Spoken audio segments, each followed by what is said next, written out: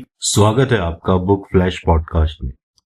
आज हम एक ऐसे इंसान की बात करने वाले हैं जिन्होंने दुनिया को एक अलग नजरिए से देखा, जिन्होंने हमेशा डेयरिंग और अलग सोच रखी। हाँ, हम ओशो की बात करने वाले हैं। सोचिए, कैसे एक छोटे से गांव का लड़का दुनिया का सबसे बड़ा स्पिरिचुअल लीडर बन गया।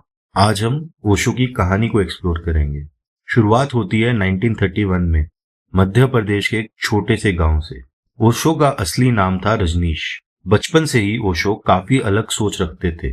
जब दूसरे बच्चे खेलते, ओशो लाइफ के बड़े क्वेश्चंस के बारे में सोचते रहते थे, जैसे डेथ क्या है।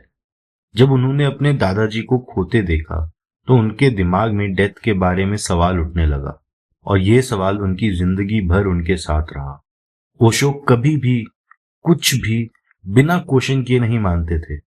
उनको हर चीज का रीजन चाहिए होता था। स्कूल में जब टीचर कुछ पढ़ाते थे, ओशो सीधा पूछते थे, सर ये सच है या बस आप बता रहे हो। इमेजिन, इतनी छोटी सी उम्र में उनका ये एटीट्यूड था। ओशो काफी यंग एज में स्पिरिचुअलिटी की तरफ अट्रैक्ट हो गए, लेकिन उनका अप्रोच बिल्कुल अलग था। उन्होंने कभी रिलीजियस रूल को ब्लाइंडली फॉलो नहीं किया।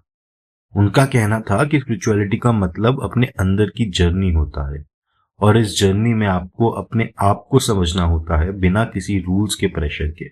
ओशो कहते थे, मेडिटेशन तभी पॉसिबल है जब आप जिंदगी को फुल फ्रीडम के साथ जीते हो। अगर तुम दूसरों के बनाए हुए रूल्स को फॉलो कर रहे हो तो तुम अपने आप से दूर जा रहे हो। ये ओशो का सिंपल मैसेज था। उन्होंने मेडिटेशन को कॉम्प्लिकेटेड नहीं बनाया। उन्होंने कहा कि प्रेजेंट मोमेंट में जीना ही स्पिरिचुअलिटी का असली मतलब है। 1970s में ओशो पुणे चले गए, जहां उन्होंने अपना आश्रम एस्टेब्लिश किया। यह आश्रम कुछ अलग था।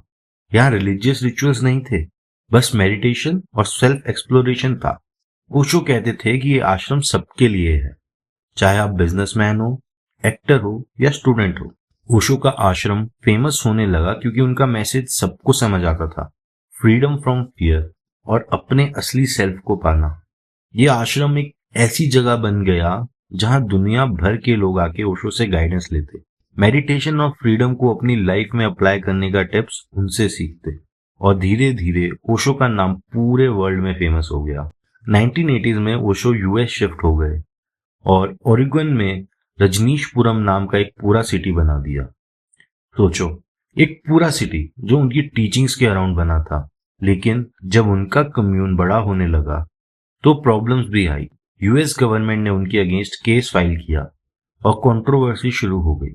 उन पर इलीगल काम करने के इल्जाम लगे और फाइनली उन्हें यूएस से निकाल दिया गया। लेकिन जितनी कंट्रोवर्सीज हुई, उतना ही उनका फेम बढ़ता गया, क्योंकि ओशो का मैसेज क्लियर था, आपको अपनी फ्रीडम को कभी नहीं छोड़ना चाहिए, चाहे दुनिया आपको समझ पाए या नहीं।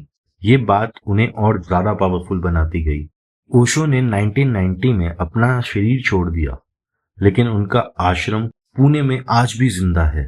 ओशो इंटरनेशनल मेडिटेशन रिजॉर्ट दुनिया भर के लोगों को अट्रैक्ट करता है। ओशो की टीचिंग्स मेडिटेशन, लव, फ्रीडम और इंडिविजुअलिटी आज भी रेलिवेंट है। उन्होंने कहा था, अपने आप से प्यार करो, तभी तुम दूसरों से प्यार कर पाओगे। ओशो का मैसेज सिंपल था, अपने लिए जीना सीखो, दूसरों के बनाए हुए रूल्स को फॉलो करके अपनी ड्रीम्स को कॉम्प्रोमाइज मत करो। ये मैसेज आज के जमाने में भी बहुत जरूरी है, क्योंकि हम सब कभी ना कभी अपने असली सेल्फ को इग्नोर कर देते हैं। तो दोस्तों, ये थी ओशो की सिंपल कहानी। एक इंसान जिन्होंने दुनिया को दिखाया कि अपने टर्म्स पर जीना सबसे बड़ी जीत है। ओशो कहते थे कि हम सबको अपनी जिंदगी के डिसीजन खुद लेने चाहिए। आपका क्या विचार है? क्या आप भी ओशो की तरह अपनी लाइफ को अपने तरीके से जीना चाहेंगे? अगर ये कहानी आपको इंस्पायर करती है तो बुक फ्लैश पॉडकास्ट को जरूर फॉलो करें, और मिलते हैं हम आपको जल्दी ही एक नए एपिसोड के साथ।